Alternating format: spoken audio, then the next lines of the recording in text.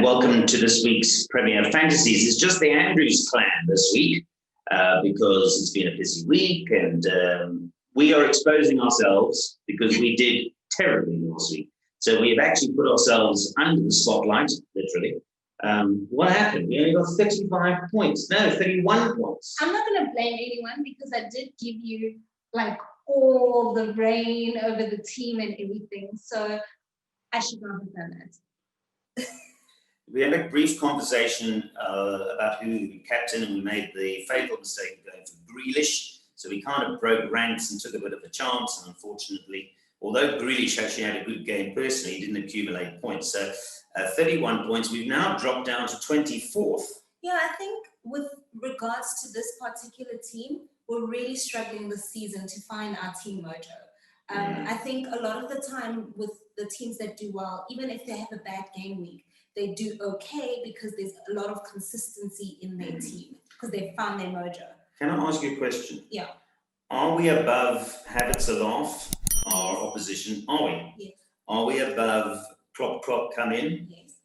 And are we above the Stretford Tinkerers? Yes. Oh, so we're still heading the group? We're still heading the group, but we want to be in the top 20, of which we're not in the top 20. No. If we could be in the top 10, it would be even awesome. It was a disastrous week. And then my personal team didn't do much better. Neil's Nuggets got 35 points. You did okay, though. You got 56. Yes, but my team has been pretty consistent throughout, and I think that's my differential.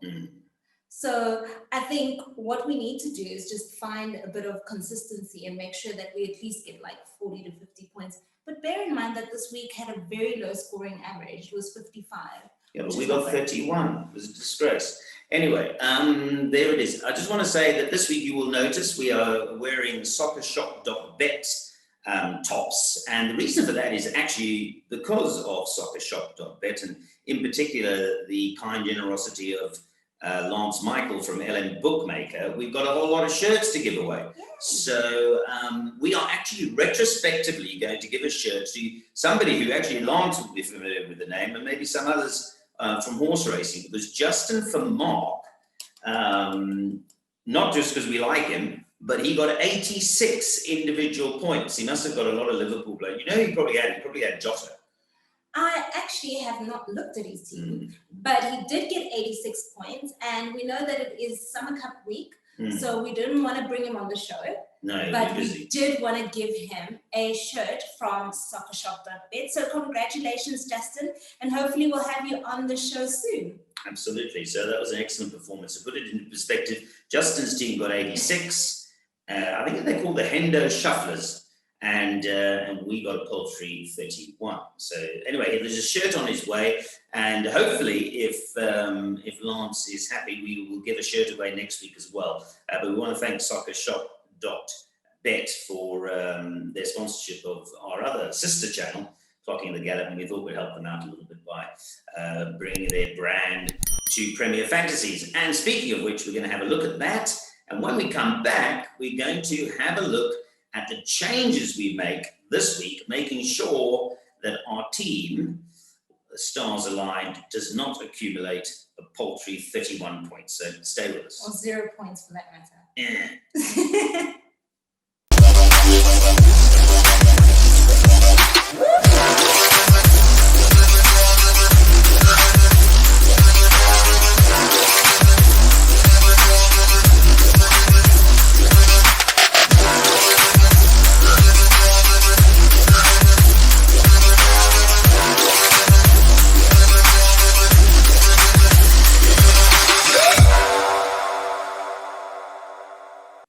Right, welcome back. And we are now going to talk about our team and the changes that we've made.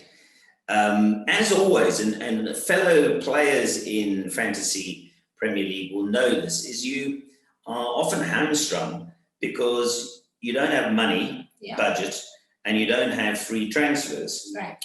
We are fortunate in so much as, well, we're not fortunate in the sense we only got one free transfer, but we had a lot of money in the bank. Yes, so we had 5.3 million in the bank, which has allowed us to at least get one quality player. It's very difficult, I'm finding right now, because there's quite a few injuries in the various teams. So it's very difficult to kind of pinpoint which player or who we'd want to bring in as a star player. If we look at our team, it's got a lot of differential players apart from Kane, Son, and Grealish from previous week.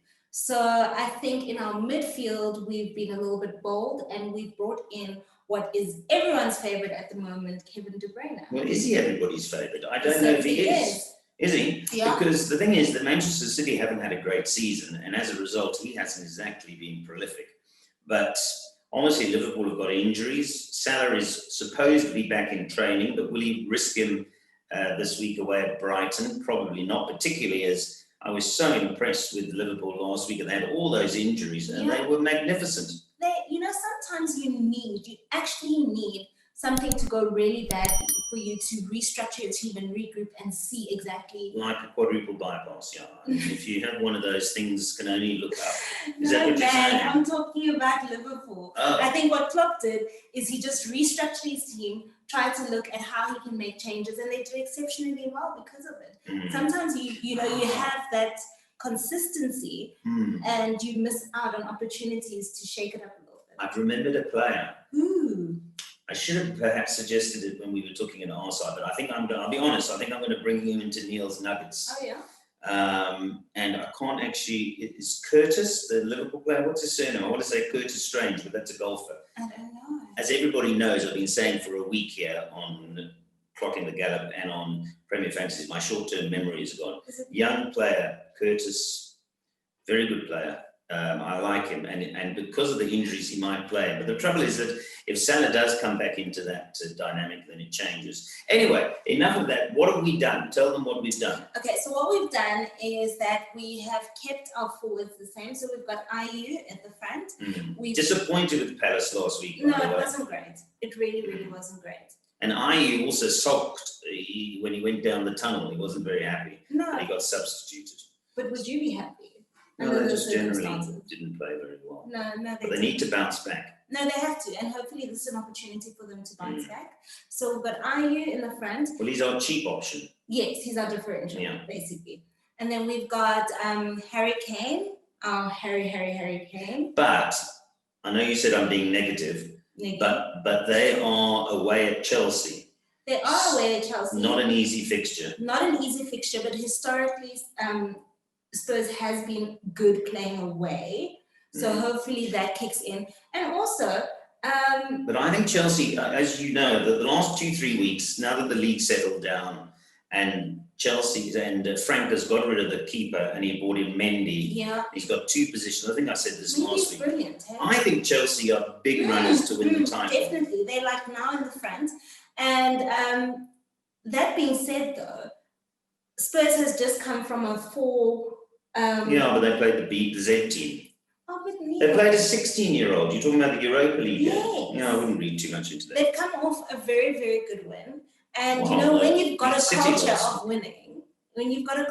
winning, then, you want to keep that culture up. And I know that Harry Kane was tweeting this week because of the death of Maradona. De Bruyne was tweeting this week because of the death of Anele. Who was? De Bruyne. Oh, yes, because he played with him, yes. because he played with him. So I think, generally what I find is that when players are grieving, they want to give their best for some reason. So maybe they'll do the most. Well, anyway, I've got contrast in my fantasy Premier League hat on. I'm hoping that it's a 4-3 thriller at Stamford Bridge, and Werner, who's our other striker, scores a hat-trick, and Harry scores 2, and Son scores 2. Yeah. But my brain is telling me that if I am Jose, if you offer me a draw at Stamford Bridge, I snaffle your hand off. Right. Because you're going to one of your major opponents for the league, and if you take a point away from Stamford Bridge, you'll be very happy. So he might be tighter, he might try and park the bus, he might not play Bale again and go for a more defensive thing, who knows. But anyway, that's our striker. You never really know with him what he's going to do. But it was a masterclass last week against City. He's doing well. I mean, I'm pleasantly surprised at how he's turning the team around. It was not what I expected because I've always felt that he's not really a culture fit for Spurs. But, if he can do it. And another thing, he's got rid of some of the lazy players who won't mention any names, but some of the ones who don't track back. It's true. So they look okay. And sometimes when a coach comes into a team and it's like they've had really bad seasons in different teams. Maybe he had something to prove. He definitely had something to prove. I mean, Yeah. he'd been out in the wilderness really with United. He won the Europa League. And prior to that, where did he go? He wasn't effective somewhere. Oh, his second stint at Chelsea wasn't great.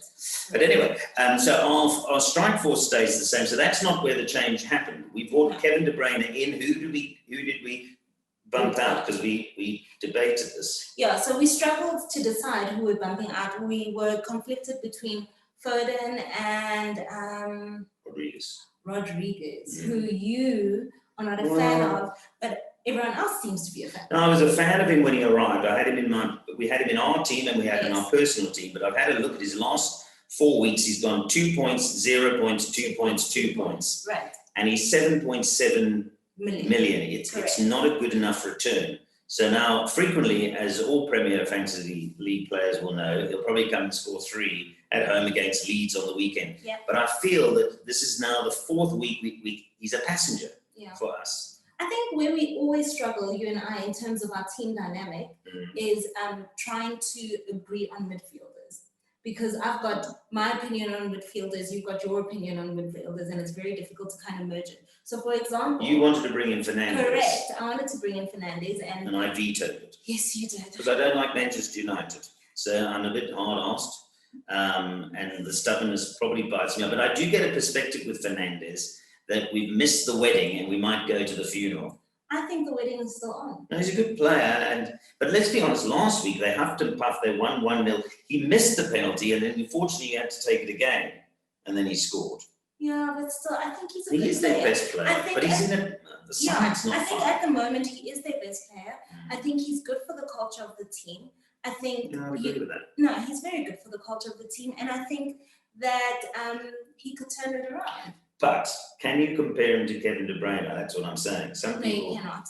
Well, Gabriel and Keegan, who are the Stretford, would say absolutely because they're Fernandes Manchester United fans. I think that Anyway, we'll see. Man City at the moment are in a funk as a team, not just like. But they're at home against Burnley. I mean, they really should. They should Burnley do got well. their first home points of the season last week, but that was at home. I don't know. Yeah. I don't know. I think they're in a funk. I mean, everything that Pep Guardiola says right now doesn't give much confidence. It doesn't exude No, he confidence. signed in a the 2-year team. contract again, so it'll be So interesting we'll to see how they go. do. We'll see Hopefully how there's they a do. response. So that's what we've got now is our midfield. So we hang on to Foden. We have- But I didn't bring him in. He was already in our squad, but he's been on the bench. But I'm Correct. feeling that they're at home against Sheffield United. If Sheffield United are bottom of the league, this is a great opportunity for West Bromwich Albion. It's almost it's a 6-pointer. I dare to say it's almost a 9-pointer because both those, West Bromwich Albion and Sheffield United, are going to be in the relegation zone. So West Bromwich Albion being at home, it's a must-win really for a Billich's team. So. Do you think Newcastle? And Foden might not play. I mean, I don't know what he does with Foden. I mean, a lot of the time he doesn't start with him and then he brings him on for the last 10 minutes. In fact, last week he got stripped down. You remember against Liverpool, he was running up and down the touchline.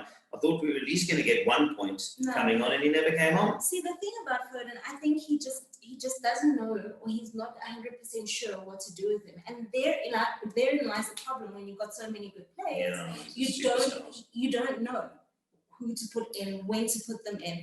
And I suspect that with time, that will be the problem with Jose Mourinho and Spurs. He'll have a lot of good players and don't know what to do with them. But they've got a lot of football. They're playing in Europa. I mean, that win last night, they should really get through now.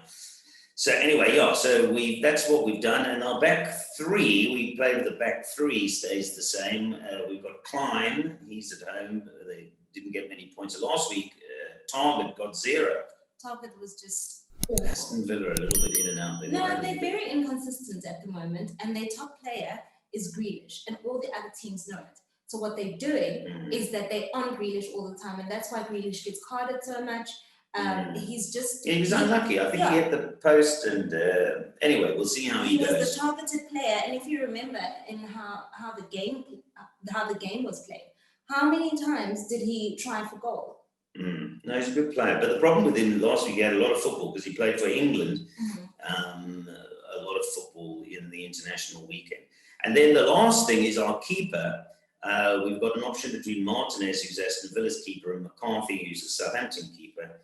And although Southampton are at home against Manchester United, we are changing it. So Martinez is going to be on the bench because Villa are away from home and McCarthy's coming in. Last week, we made the wrong choice. McCarthy got 7 points. He was on our bench and Martinez got 1. Makes a big difference. You've got to get lucky. It makes a massive difference. It makes a massissive difference. And yes, as we've always said, this is about luck most of the time, but there are some consistent players and sometimes you just need to pick them out. And I think in terms of our goals, our goalkeeper, we've made the right decision. I just want to say, when we were doing well, this game was all about skill. When we're doing badly, it's luck. That's what I'm saying. It's very true. It's very true. Okay, so well done, Jan, to Justin for Mark. So whoever does the best this week, individually, the individual team will monitor that. And 86 points was a great return for Justin for Mark on a week where the average was 55. We'll see how people go. I see our good friend Stephen Craft did quite well again. Yes. There were a couple of guys who were in the top 5. Is he? Yeah, and Gareth Ashland as well. Okay, so all those guys are hanging in there. Well, we had an embarrassing week, so we surely cannot do any worse this week. Let's hope so.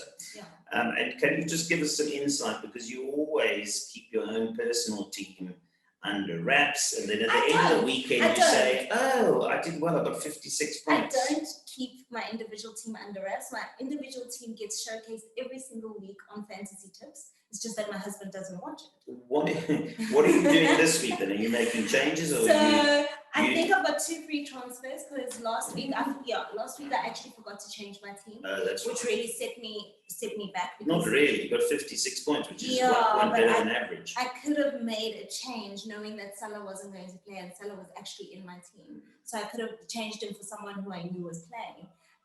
So that was, a bit of a mistake from my side.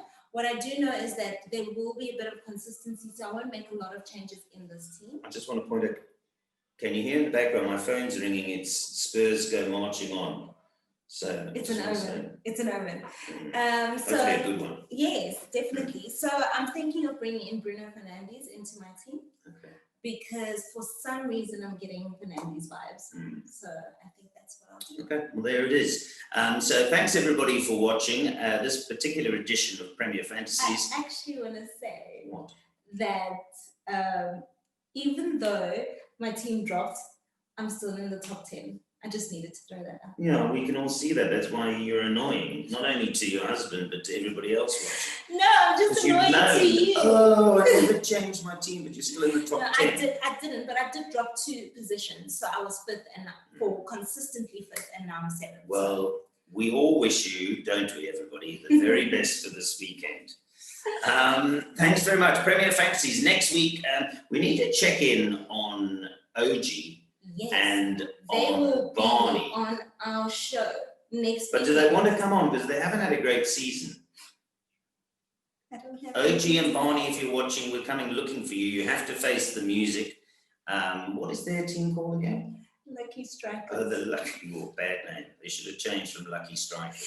Oh my gosh, I want to laugh so badly at the whole situation. I'm so sorry. OG. But we want to see you next week. Come on the show. Explain what's going on. We need to know. Well, OG can come and tell us about his foundation. He had the OG Foundation Golf Day. What do you call it? The reality one. What do you call it when it's a fantasy thing? Virtual Golf Day. Right. So he can tell us about that. Told you my short-term memory's gone. Anyway, I can remember enough to say that this has been an edition of Premier Fantasies with Clotho and Neil. And next week we'll see who does well, and there'll hopefully be another shirt up for grabs from soccershop.bet. Bye-bye, everyone.